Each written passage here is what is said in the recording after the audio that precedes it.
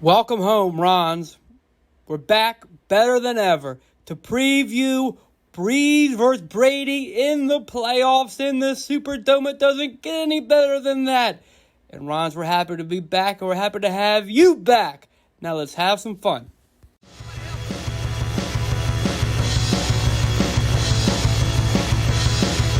Look at it. Uptown people like, yeah, yeah, yeah. People up and gritting like, yeah, yeah, yeah. Mid-city folks like, yeah, yeah, yeah. People downtown, man, yeah, yeah, yeah. Where you at, Hoodats? Pro Saints Talk, the podcast by the fans, for the fans, by the Rons, for the Rons, is back. We had to come back from paternity leave. My man George and I, we went out on paternity leave, expanding and growing the family. But we had to come back for a game of this significance, a game that could potentially be Drew Brees' last in the Dome, the end of the Peyton Brees era.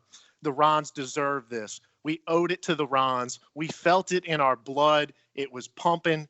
We were about to explode at the opportunity, and here we are, dusting off these old headsets, coming out of leave.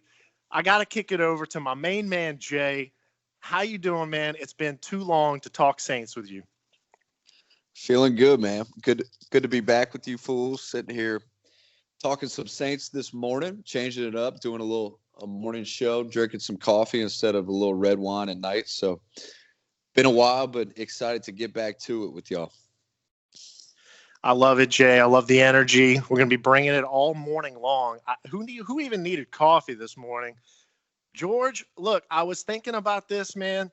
We had to grow the family, and Jay's over there still playing zone coverage. He's got bracket coverage over there, inside and out on Lil Pete. You and I, we've had to switch to cover zero, man to man, no safety over the top. But hey, tell the people how you living, baby. Ron, I'm lavish, and I'm back better than ever. And it feels good to be with you once again. And we're going to have some fun. Ron, a big pet peeve of mine is this. We follow Kat Terrell, we follow Amy, and she always wants to talk about, oh, what did I have for breakfast? I was on the road for the Saints at Eagles game. Oh, what did I have at the suite? I have nice coffee. No one cares about that. Ron, they want to hear us talk about Saints. They don't care what we have for breakfast. They don't care if we have more kids. They just want the information to come. And I'm bringing it to you now, Rons. And Rons, I got one thing for you that I've really missed the most about hosting. Our boy Trey Hendrickson has put together a stellar season. And in 2020-2021 season, there are so many storylines that we missed. But the one time I've really regretted not having a podcast was to talk about his season and just how transformative he was this year and how much of a blessing he was to this team. I mean, think about it. If I had told you there was going to be a Saint not named Cameron Jordan with over 10 sacks, 13 and a half sacks, you would have said, oh, finally Davin Bust breaks out and has his big year. Not so fast. It's our underdog, the little engine that could, Trey Hendrickson. But Ron, as you can tell, I'm ready to talk all day with whatever you got, and I love to be back, and I love all you Rons listening right now, and I thank you for your support as we hop back on the train for another potential Super Bowl run. George, I love the energy. And look, that comment was going to be very emblematic of how this podcast is going to go. Look, when we talked about bringing this back, we said, man, we got a whole season to catch up on. How are we going to cover all this? How are we going to approach this thing? I think the focus has to be on the matchup this weekend, the divisional game of Brady versus Brees, right? But it's going to be inevitable that we talk about season-long storylines like Trey Hendrickson.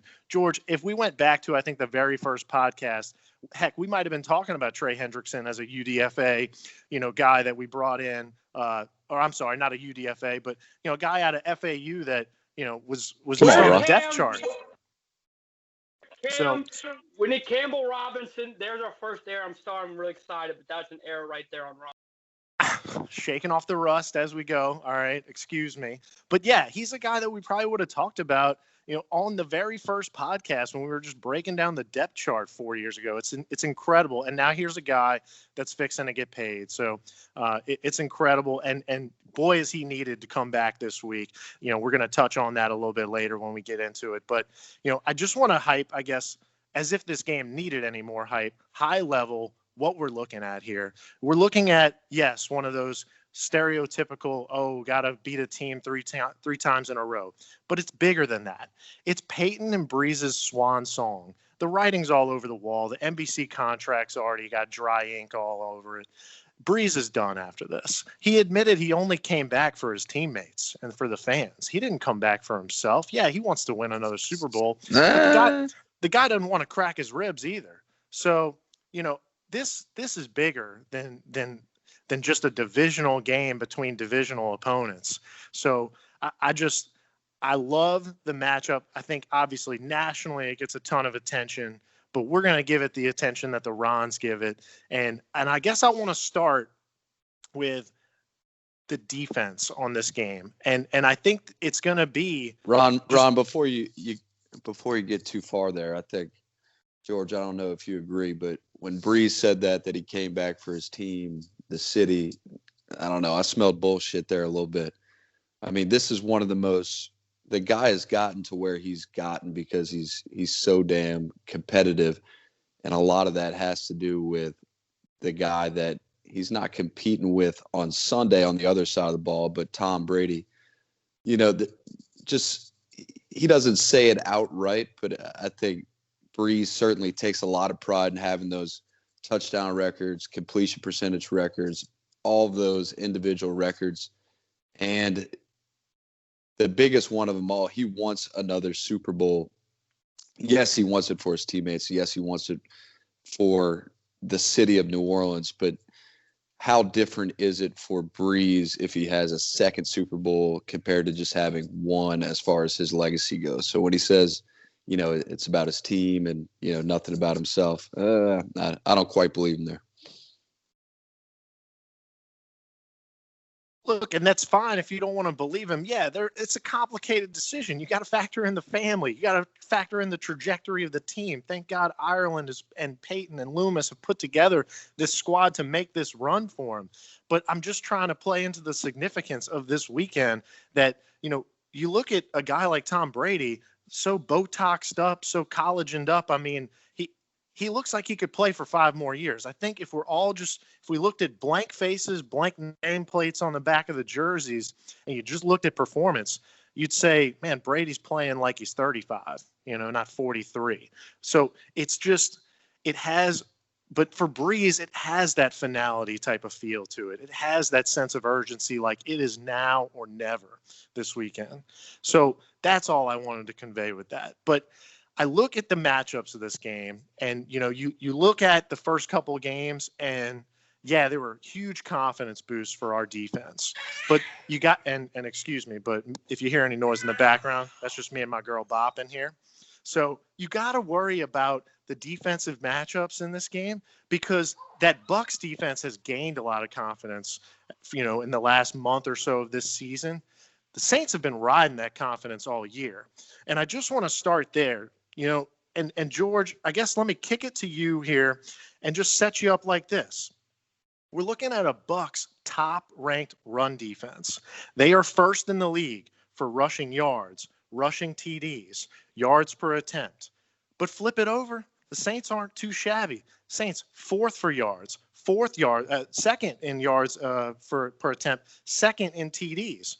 So it's looking like, hey, nobody's going to really establish the run game. I'd be surprised, and that might be an X factor in who's going to have the advantage. But it's setting up for the billing of Brees versus Brady. So how does that make you feel when I tell you that? I got the question. All right. So undoubtedly, it's going to be a passing game because in the first 2 matchups this season, neither team could run the ball. And going into the game, you have Clickbait out and you have Latavius Murray out. And that's not official. We're recording now on Friday morning. But let's just game plan, worst case scenario, that's what you're going up against. And to me, that sounds a bit scary because those are two of your top 3 rushers. However, we don't like to use Kamara and the Latavius Murray inside the tackles, run up the middle role, but he can do it. He will do it if needed. But Sean Payton, he's thinking about the big picture, doesn't want to wear those tires out needlessly. But hey, now we're in the playoffs. This is the time to shine. Save him for what? Save him for Brees versus Brady in the Superdome in the playoffs. The time is now. So am I worried about our running game? Well, yeah, that's a very, very, very difficult team to run against. But I do expect Kamara to have more of those Latavius Murray type runs, the type you used to see Mark Ingram do, the type you used to see Deuce McAllister run. You know, you don't think of Kamara being able to do that, but he can. Sean Payton just doesn't like him to. Clickbait. Let's talk about what he brings to the run. You already know. But, this is a big but here. The amount of fumbles he has is than the worst. Remember that year Aaron Brooks had that fumbling problem? Clickbait this year has more fumbles than that year. And that was when Aaron Brooks had to play. You have, if Clickbait is off the fly, I'm not that concerned about Clickbait being injured this weekend because, hey, I love what he does. I love all the intangibles. You go back on the previous episodes. I go gushing for him. We watched his progress and we knew it was coming. Not to this extent, but really, if you fumble like that, you can't stay on the field. So for us running the ball against that defense, I have expectations for Kamara to do more of those Mark Ingram type runs. And you're going to say, George, they have White, they have David, they have these great linebackers, the type of linebackers that Kamara just can't sidestep, like Leo Messi. And he looks like he's going fast when everyone else is in slow motion. I get that. I just expect the Kamara to have a big day running, and it's going to be a very tough ask because. Well, I think it's important, George, to try to bang him up with the run to set up the pass. Because if you put 42-year-old happy birthday Drew Brees today, if you're dropping him back 60-70% of the time, then those guys like Jason Pierre-Paul, Shaquille Barrett can tee off on him. So regardless if you're successful running the ball, you need to continue to mix it in against this front seven because now for a couple of years they've been the best in the league. And we know if you move Brees off the spot, especially later in his career, he's ineffective. One more thing, too, is last week, Drew Brees looked vintage, and that did look good. That he looked crisp. You know, normally in the playoffs, like the Vikings game last year, he gets so uptight. He gets so nervous. He forces the ball. He's just not smooth, Brees. He did look a whole lot smoother last week, and that did look promising. But, Ron, you asked a twofold question. I'm going to flip it real quick. Let's talk about our defense here because there's an injury this weekend that I am very concerned about. Patrick Robinson, a guy we haven't used much this season, yet we really, really need to now because we have 3 wide receivers we're going up against. With the Tampa, Antonio Brown is emerging. It seemed like he was kryptonite at first. They were winning. They brought him in, and then they started losing. And you thought, oh, they just shot themselves in the foot. Oh, not so fast. Lo and behold, they're winning now with Antonio. So we need all hands on deck on our secondary. And losing B.J. Williams, potentially a guy that we're going to count on, which I believe is very scary, Ron. No, it's a great point because you look at matchups, and we all know the matchup advantage that we have with Marshawn Lattimore guarding Mike Evans.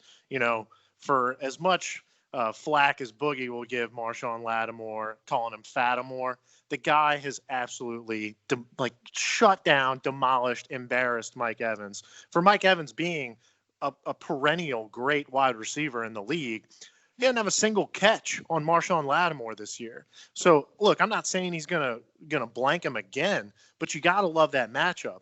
And so, yeah, George, then you start going down the depth chart and you think, okay, do we put Godwin? Do we put the Jackrabbit on Godwin, or do we put the Jackrabbit on Antonio Brown? Because I think the Jackrabbit's got the best legs, but that's where I would go with that.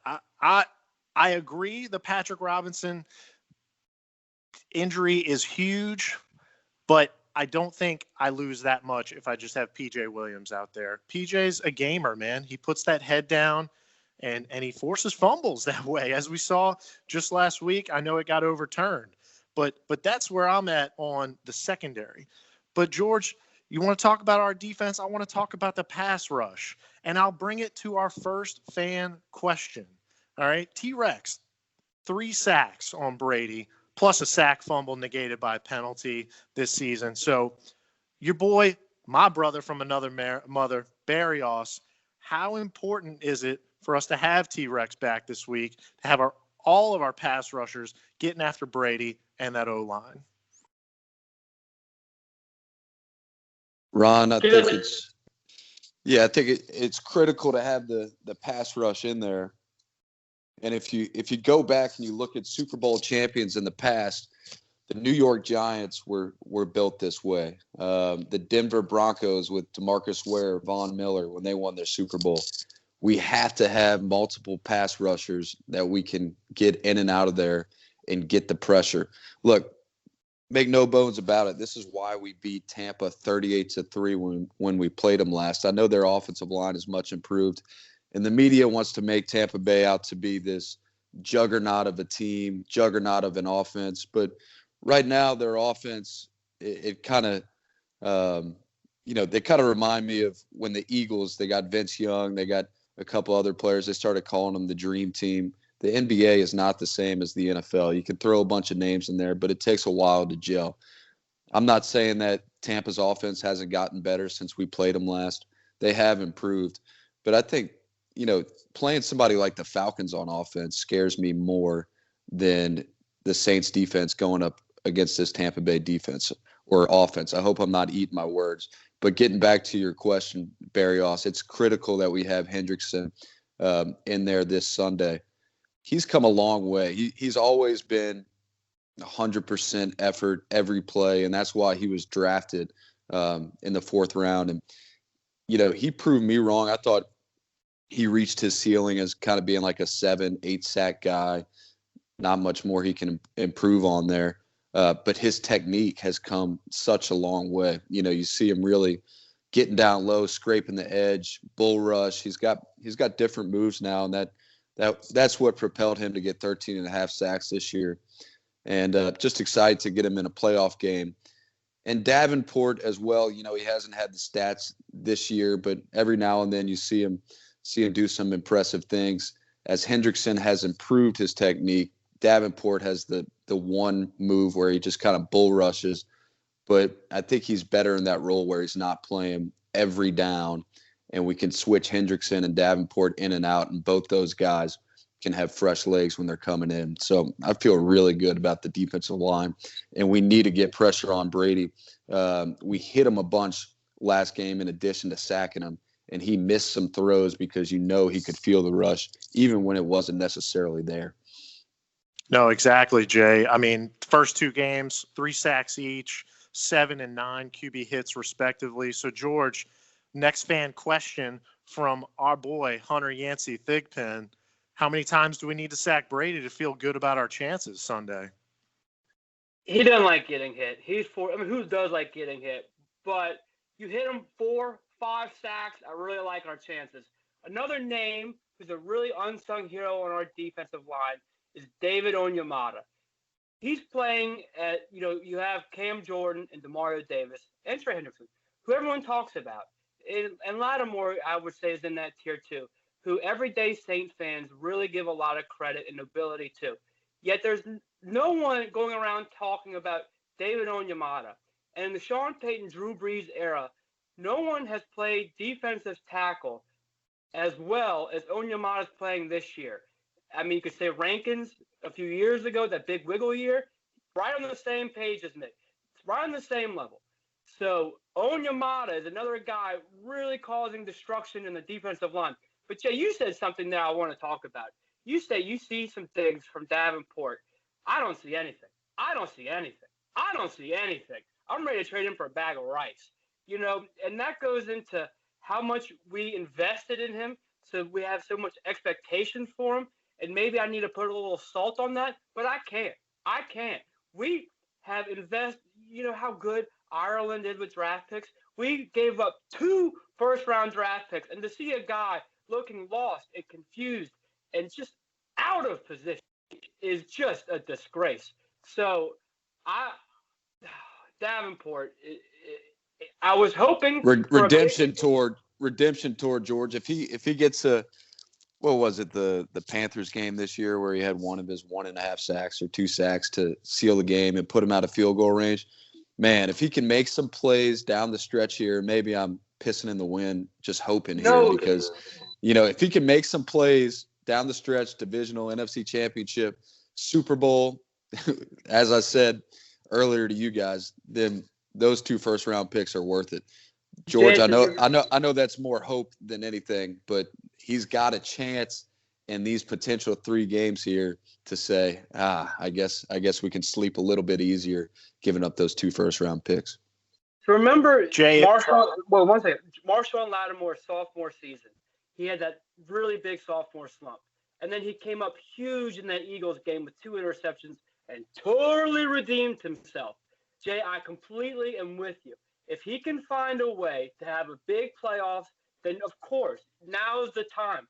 If he can redeem himself now, then all is forgiven. I'll have y'all both over and boogie, and I'll barbecue crow, and I'll eat it in front of you. And you can laugh as I choke on it. But I don't see the opportunity for that to happen because he's just out of position. Now, Ron, I'm sorry I interrupted you. No, I was just going to add on all the points that you made about T-Rex having built up his repertoire of, the edge rush with that big motor he's got and the bull rush, getting stronger and more powerful, more explosive. All I see from Davenport is the bull rush. That's all I see. And yeah, he gets a good push, but he never gets home. So yeah, Jay, if he gets me a sack fumble this weekend, I'm going to say he was definitely worth 1 first rounder. If he gets me a sack fumble next weekend in the NFC Championship, I'm going to say he's worth both first rounders. So that's pretty much how I'm treating it right now. All right. We need him now. This is what we drafted him for. But yeah, buddy. Look, speaking of guys that we love, we had our love affair for T-Rex. George, you brought up Taysom. I'm a little bit concerned about the knee injury this weekend. Just, he's our short yardage guy sometimes, when you bring him in at the wildcat position, plenty of sneaks that we do with him. We need 100% full charge. You talked about the fumbles. That's a huge concern, right? And it lines up right with one of our fan questions too. Brett, one of our loyal followers and enthusiasts on this podcast, asked, do you love anything as much as Sean Payton loves Taysom Hill? Yeah, I got into pickleball recently. It's a weird sport, and it's a lot of fun. And I guess that goes into people really don't care about your tweets. Cat Terrell, just give us who's inactive, who's active. So I don't want to get too personal. I'll tell you one thing I like as much as Taysom Hill is loved by Sean Payton. I love Chauncey Gardner-Johnson. I love Chauncey Gardner-Johnson the first time he came out and danced Choppa style where he was playing special teams after a touchdown. And I could just tell he had juice. I could just tell immediately he was one of us. You know how some Saints we draft and they never quite gel with the team and the community? A guy like Brandon Cooks. He's good, but he's just never one of us. Chauncey Gardner-Johnson from day one is one of us. And I don't even care about how great he is at talking SHIT to provoke Bears to punch him, or all wide receivers for that matter. But George, I heard a caller this week with a really good point on 870 AM regarding our guy CD Deuce. They said, why don't we put CD Deuce on offense this week with the running back concerns to Latavius and Taysom, put him at running back and maybe get Devin White thrown out the game. And I think that was just an excellent take, and maybe Sean Payton will go for that. Hey, dude, I was actually thinking about, because I don't know how many of our fans have seen the tweet that's surfaced of the November matchup. Our boy CD Deuce, CJ, GJ talking smack to Brady, calling him, oh, man, you too old for this or something like that. And you hear Brady saying, you're a bitch, 22. Yeah, you're a bitch, 22. F you, 22. We'll try to keep it PG-13. I don't know. And so I just thought about, man, if he could get Brady to crack, That would be incredible. He would seal his induction into the Saints Hall of Fame. I mean, it would be forever sealed. But George, I guess not to leave Taysom Hill so quickly, because he is such a big part of our offense now. I mean, there's no denying it. The creativity that, we rely upon that creativity of Peyton. So it begs the question. I'll kick it to you, Jay, since you're our X's and O's guy. You're our football guy who's worked in the biz. Are we drawing up too many plays for him? Is it just right? This is another one from Brett. He's got legitimate questions here about Taysom. Yeah, it's a good question, and I mean, I have so much trust in Peyton for all the success that he's had. But if what we're doing on this podcast is we're second guessing and, given our amateur takes here, it's certainly easy to say you're doing too much when you get in a rhythm in the wild card playoff round, and Taysom goes in there, 7-step drop, doesn't get rid of it soon enough, and all of a sudden the Bears are inside, our 30-yard line with a good chance to score. So maybe you limit those types of plays. 3rd and 1 where he lines up at running back, steams ahead and gets 3 yards. That's great. I think certain situations that's great. He's really become it's no longer kind of a gadget thing. He's in there 40%, 50% of the time. So maybe, Peyton, go look back at the film and let's just be sure about what we're doing with him. Obviously, there's a thin line between making sure Taysom's comfortable and being too predictable with the defense. But, I defer to Peyton and what he does with Taysom. And Deontay Harris was wide open on that post. I mean, he had the corner beat by 7 yards, and not to switch gears here, but what a weapon Deontay Harris has become, not only in the return game, but on offense as well. Oh, wow. Jay, stealing my segues. I love it, though. No, Deontay Harris was an absolute blessing coming back this weekend. George, I think it was I'm going to get these numbers wrong, and this is where we're missing the stat, Ron, but I think of his 83 yards or so, 60 of them were yards after the catch. I mean, that makes that whole criticism about Brees's, his yards per attempt, that makes those critics go silent pretty quickly when you got a weapon like Deontay Harris that can stretch the field, and he can also just do amazing things with the ball in his hands. So George, I guess, what's your level of confidence trusting Deontay Harris here in the playoffs, and how bad do we need a special teams return from him this week? My faith in him is 10 out of 10. When you have an offense with Jared Cook, Kamara, Mike Thomas, Emmanuel Sanders, there's going to be one guy that has an ideal matchup. And maybe now the Bucs are reconfiguring, hey, maybe we should focus on Harris, and that's going to leave Sanders open or leave someone else open. So if the Buccaneers are going to restructure their defense to key in on Harris, then that's going to open up another weapon. And I think that's going to be a chess match you're going to see throughout the playoffs as teams discover how big of a weapon Harris is. Because if you look at Tyreek Hill's progression, it started off on special teams only. Then the Chiefs were like, holy cow, we got to get the guy the ball more often. And they found ways to do it.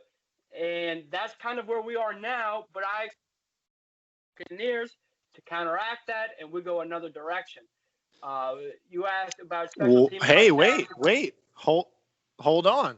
Another direction, segueing right into Hunter Yancey Thigpen's next question is, so who is that unexpected performer for us this week, just like Deontay was? Deontay was coming off IR. I think a lot of fans had forgotten about his role in the offense. So who's that unexpected hero on offense this week? Adam Troutman. Well, I love Troutman. But the word unexpected, you think a small fish like Troutman.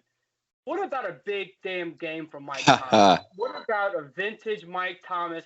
I'm going to get you 12 catches for 110 yards and a touchdown. Slant boy. Like that? Slant boy.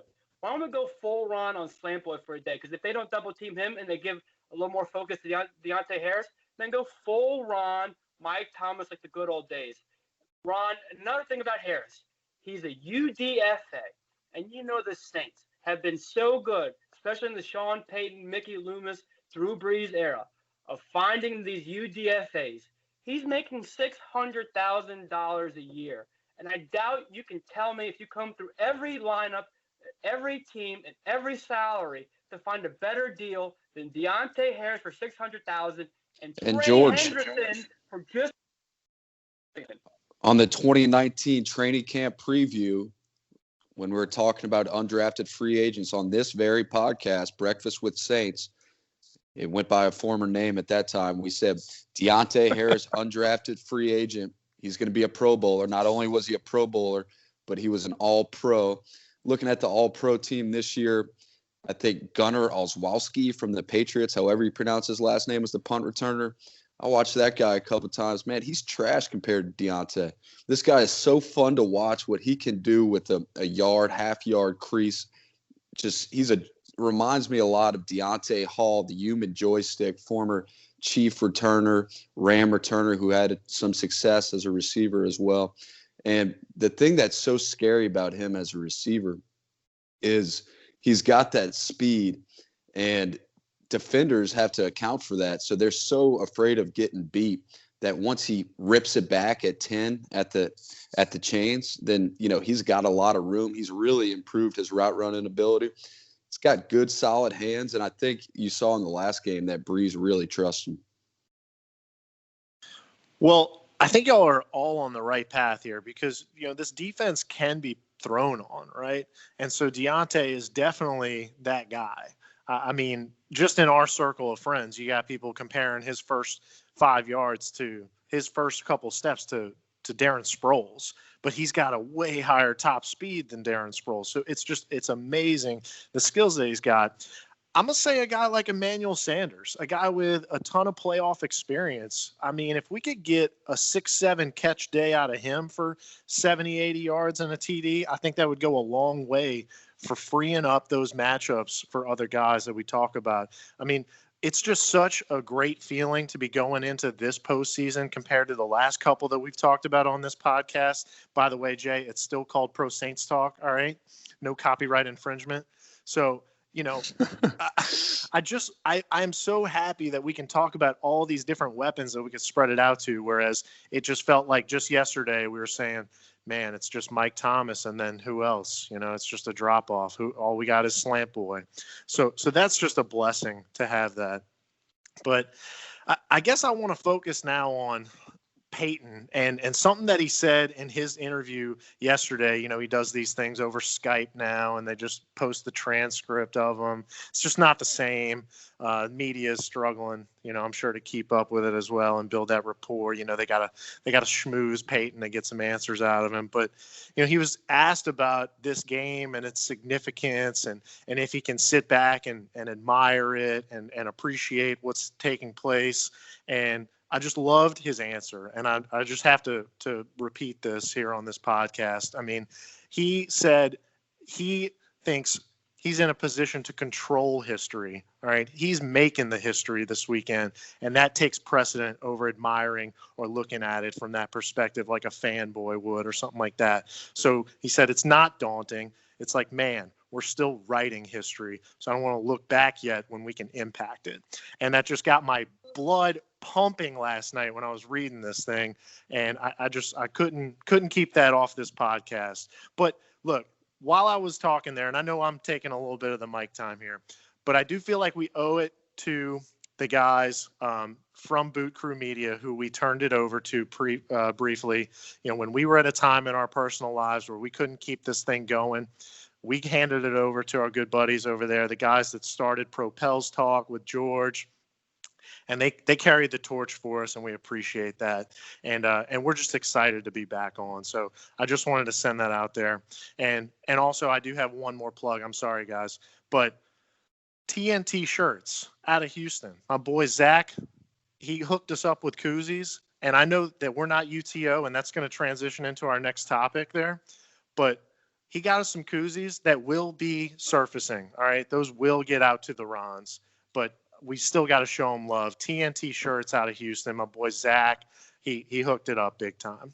So, all right, with that, George, where should we be this Sunday? Where could we be? Where would we be leading up to 5:40 kickoff Sunday? UTO. How bad do you miss it? Ron, it's funny. The first time I was mad about the Chinese bat eater was last Sunday. So much in our life was affected by COVID and Corona. Business and schools being shut down. I mean, whoever's listening to this, you already know. You don't need me to be your Wikipedia history textbook. But for the first time, I was actually mad because we were missing out on a Saints home game. Drew Brees, one last go, and we would all be together. UTO, Poyers, and Galvez. Bronze, you already know how much we love that. It's a holiday to us. You know how back in the day, these Catholic traditions where everyone gets together and they celebrate. Well, that's the same thing to us Saints Rons. We get UTO, we have fun. But Ron, I want to tell you something about your little Sean Payton quote.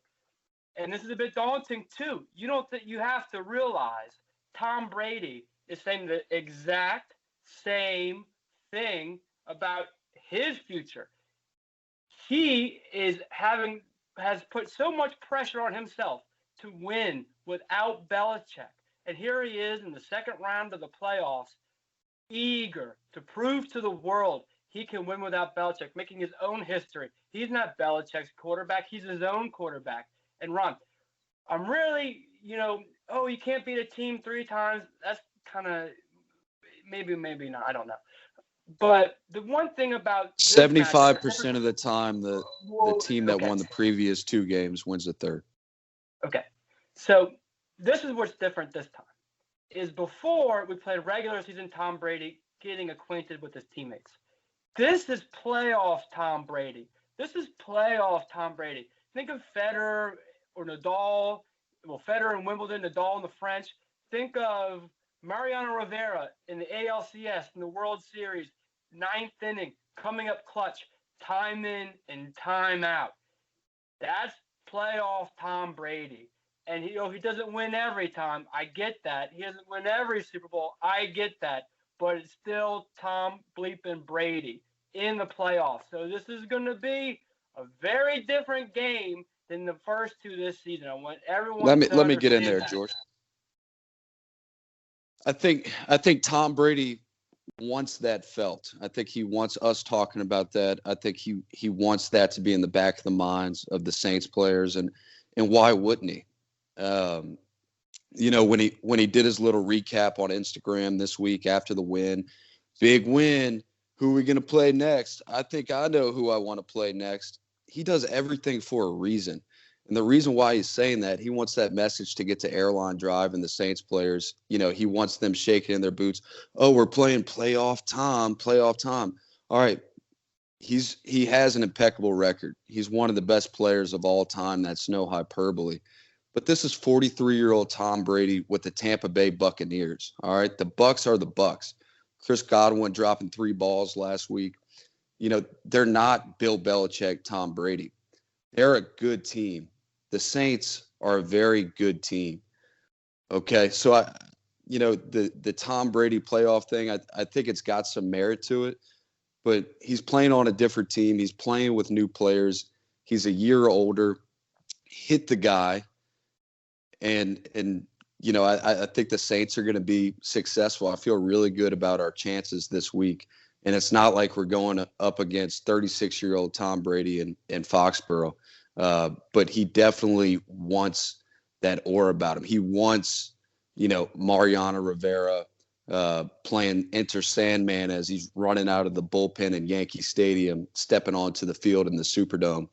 But the Saints can't think like that, and I know that's easier said than done. But I think that's just what I'm trying to say is that's his legacy, not necessarily who the guy is today, not necessarily who he is on Sunday. And the Saints just have to play him as if he's any other guy. No, I think that's a great point, Jay. It's easy for the fans to kind of to get that intimidation factor, especially after watching the guy play. I know it's not Belichick and Brady. It's not the Patriots system and discipline. It's Bruce Arians' system, and it's a little bit of Brady imparting some of that discipline on this team. You see him just chewing out coaches you see him chewing out players. And, man, if he didn't have that legacy, you wonder how he'd be received, coming into a team like this. But I look at a lot of what they're doing on offense, Jay, and it is very similar to the Patriots scheme where, Brady's always gotten rid of the ball quickly, and he's continuing to do that. And similar to what Peyton does, they're getting 4 and 5 wide receiver sets so that they can get a guy like Godwin on the inside matched up against a linebacker. And they'll just hit him on a quick slant. We do a lot of that same stuff with Michael Thomas, Emmanuel Sanders, you name it. So it's going to be interesting to see, does Dennis Allen go risk it and try to take away that early read, take away that first read at the risk of maybe giving up a deep ball, but banking on your pressure to get home? That's going to be something that I want to look at on defense just to see how aggressive Dennis Allen gets, because I'm all with you. And I'm all with Hunter Yancey Thigpen on this one, dude. We got to hit this guy. If I was answering that question about how confident I feel, I want like Thanksgiving Matt Ryan 8 sacks. Like I want it to just be not. He can't even get comfortable back there. He can't even think straight. So with that, I guess we could transition into predictions for this Sunday if we're ready. And so I guess with that, Jay, I'll kick it back to you. Tell us how you think the game flow is going to go, and why don't you hit us with how you think it's going to end up? Yeah, typically I'm the guy that keeps it realistic on here and tries to take my fan hat off.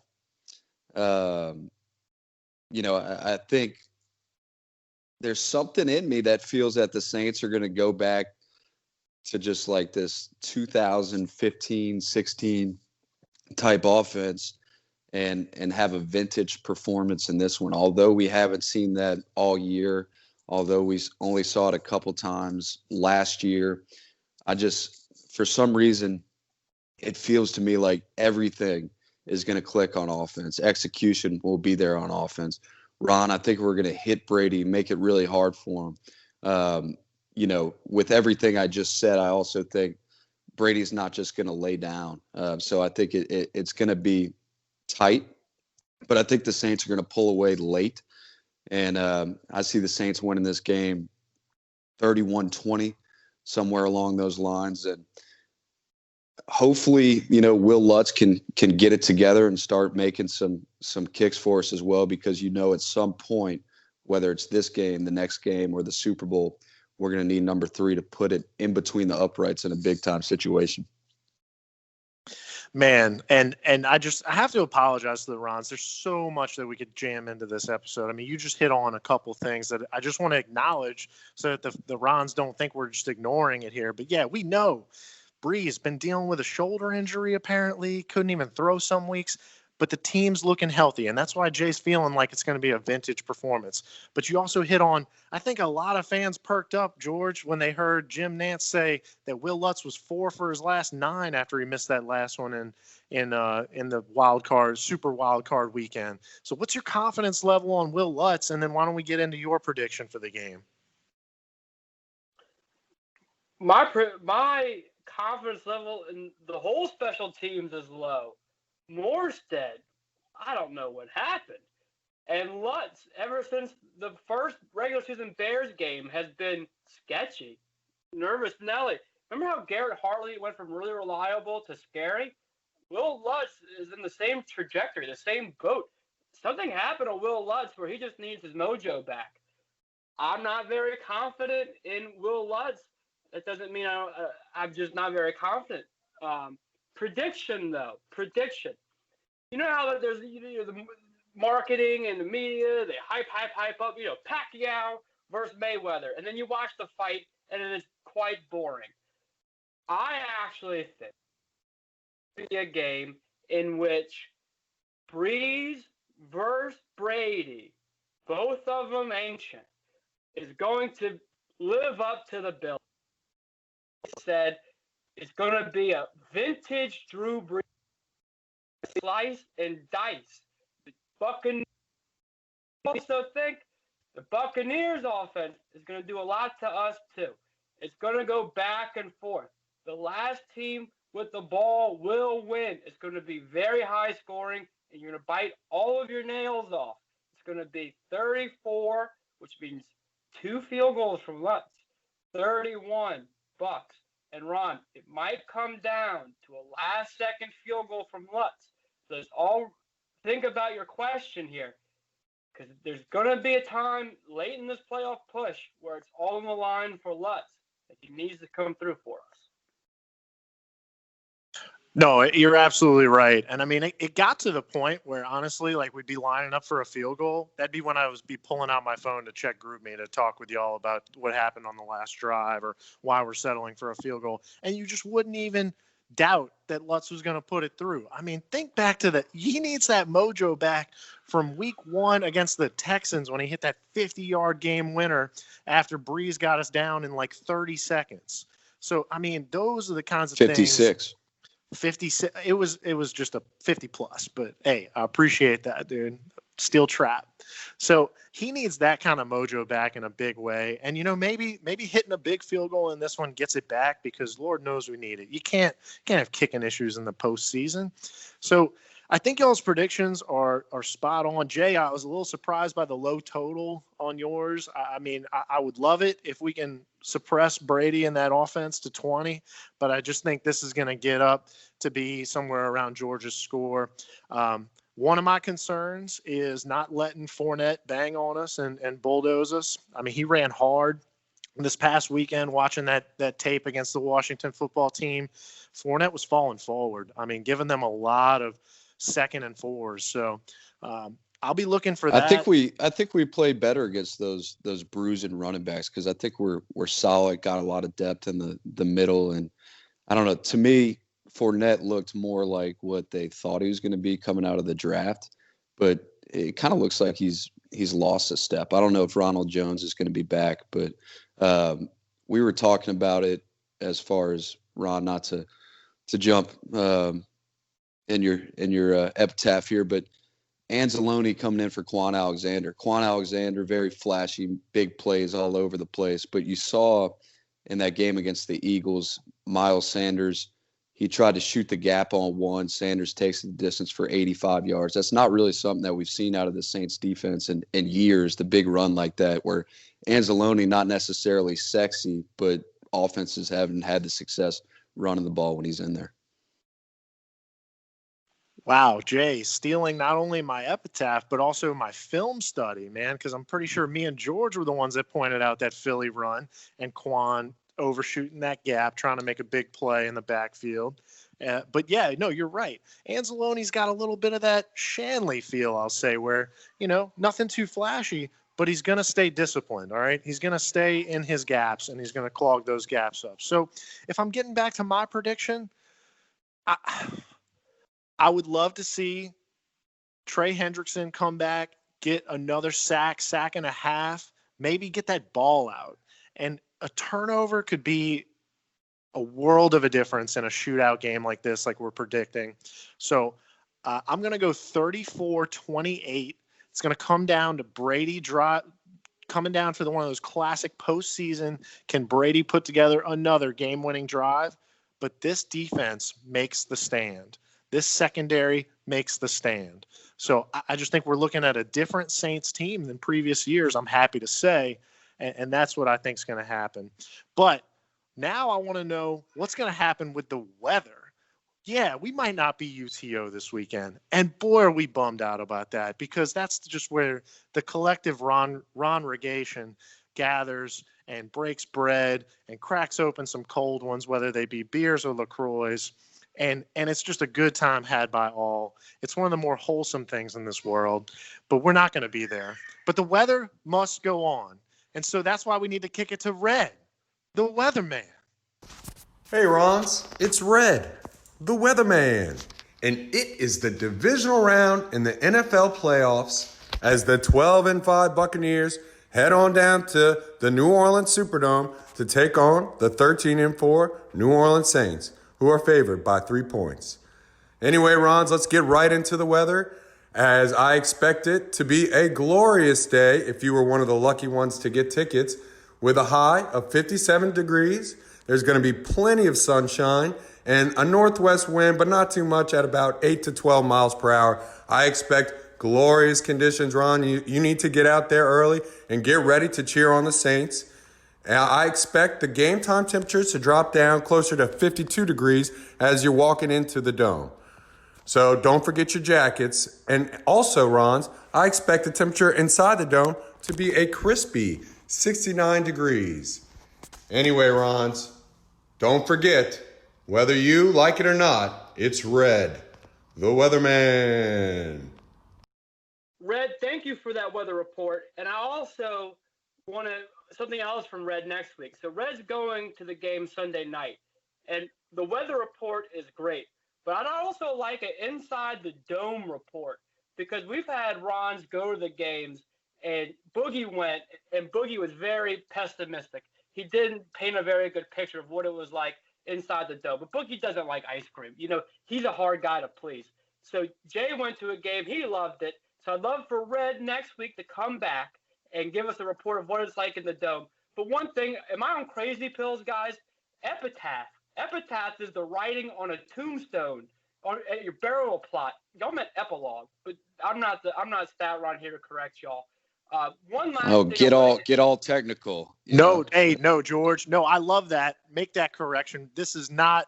Yeah, this can't be a eulogy. This is not going to be Breeze's last game. Eulogy, yeah, eulogy is what y'all meant. I meant epitaph. Ron was sounding a little somber, as if the text on a tombstone. So that's what I meant.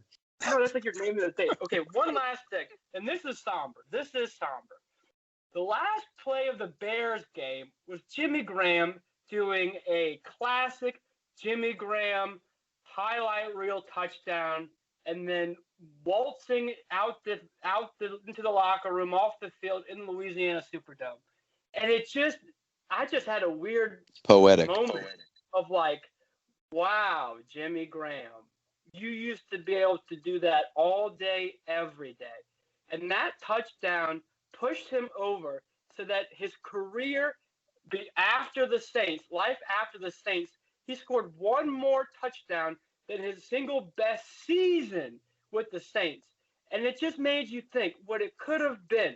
All those Ben Watson years, all those Jared Cook years, that could have all been Jimmy Graham plus, because Jimmy Graham is better than them. And it just is mind-blowing to think about the career his ego wasted, because he'd be a surefire Hall of Famer, Tony Gonzalez, Shannon Sharp, Kelsey type tight end in the record books. But it just ended how it shouldn't have, and it's a shame. No, it is. It is. I mean, it's a weird topic to bring up right now, George, since we're trying to stay positive here. But yes, Jimmy Graham probably could have been one of the best ever Hall of Famers in our offense. But hey, that's why the Saints are the Saints. That was a little bit of a Patriots move, I'll say, where you don't pay the guy who's looking to get wide receiver money, and sure enough, I think we cut bait right at the right time when his body was breaking down. And you can't know if that was going to happen in New Orleans or not. But hey, we've been able to fill in the void with some guys like Jared Cook, Adam Troutman, who's showing incredible potential here. So I think we're doing all right. And you know what? Jimmy made his bed, and now he's got a lie in it. All right. So look, guys. We talked about UTO. We talked about, this game at length. We talked about this season in retrospect. We kind of talked about this era in retrospect.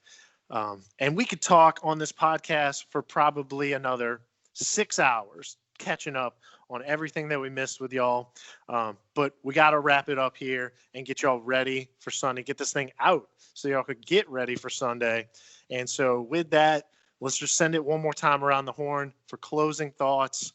Jay, how did it feel to be back? Oh, it felt great. I'm really liking the early morning podcast here. I think that's when I'm at my best.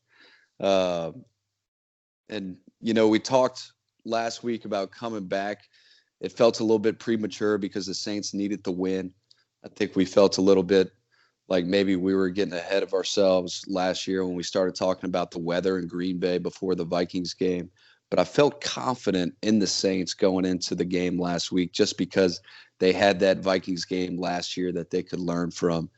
And shit, I hope we're back next week talking about the Packers or the Rams back in the Superdome, and maybe we can even get y'all a live podcast where the three of us, maybe even Boogie in there, are all live from the same spot, get it streaming. But it's just fun for the three of us to be back together, talking Saints like we're, 13 years old, 14 years old. Obviously, Ron, George, y'all got a couple kids. I got a kid. We all got busy lives. But it's fun, especially with everything going on in the world right now. And hats off to the NFL for getting to the point now where we're in a divisional round and the product has been really good. Obviously we would love to have fans in the stands, especially at a place like the Superdome where that makes such a difference. But to be able to talk about football and to be able to talk about, a guy like Drew Brees, who I still remember in geography class, junior year of high school, when the Dolphins and Nick Saban decided to sign Dante Culpepper, and the Saints were bringing in this Drew Brees guy who was coming off a devastating shoulder injury, but had showed great potential.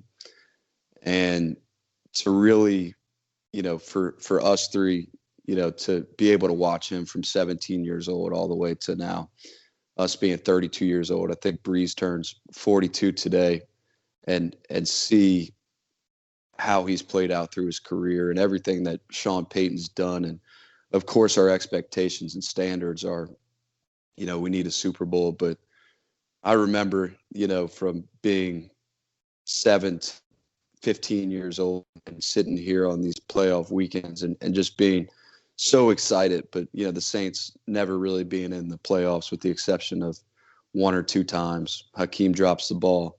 And just to, take a step back and not take for granted that our team's actually in this thing, and to win 4 straight division titles, and just to have a shot at getting to the Super Bowl, with Brees being 42 years old, and credit to the front office for building a good football team.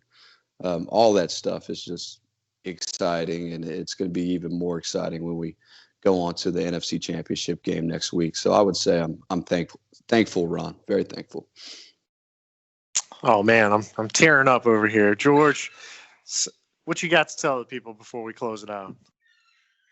So, Ron, normally is when I give a shout out to my main man, Andrew Simmons, but today we have to give a shout out to Russell Simmons, who's doing all the hard work behind the scenes, because Andrew had a horrific X Games injury in Colorado, and he's on the mend. So get well soon, Andrew Simmons. We love you. We want to get into how much we appreciate you. Blue Dot Productions, they do all the back end stuff for this podcast, and they can do anything for your business if you get whatever you need, anything creative. We also have a big thank you to Napoli and Offner. They kept the ship afloat the past 20 episodes. We could have died on the vine, but they kept watering, kept giving fertilizer to the plant, kept the tree alive, kept the podcast alive. So if anyone, for all those who listened throughout, we appreciate it, and we're back. And then, right now there's going to be a lot of switching in the Superdome. Maybe a lot of people aren't coming back to the games. Maybe there's a lot of reasons why people are less into the Saints or the NFL as a whole, and they might not renew their season tickets. I'm moving to 326. Ron's in 326. You have Edgar Bright in 326. Maybe we can make a new home of Ron's, section 326, planting the seed. The podcast, win or lose, will be back next week. We can't wait to put more filth in your brains. We do love you. We appreciate the support. Ron, I'm sure, is going to put it on Instagram and tell you the ways to contact us if you have a question. The vast majority of you know Jansen, Ron, or I, so just text us. You the man. Ron, what you got? Man, how's the Wi-Fi in the dome, man? Could we record there? Man, one thing that I think I love more than Sean Payton loves Taysom Hill is talking Saints football with y'all. So, this was more than just a hobby. I mean, this is entertainment for us. So with that, look, without further ado, look, I'm going to have the StatRon counting fan impact plays, Weatherman Red, so you better make it count in there. And with that, I heard Kay Gates has got a little remix for this weekend. It's going down, down, baby. We got something for you, Arians and Brady. Pro Saints talk, we out here, baby. Across the land, people making bread like they don't give a damn. They got these fucking plums all the way from Japan. We about to jump from a jelly to a jam. We making low quad jam. Low quad jam. Low quad jam. We making low quad jam. You pick that fucking fruit from the tree down the street. You don't need money cause them low quads free. They taste really good cause they so sweet. But you better watch out cause them big ass seeds. Low quad.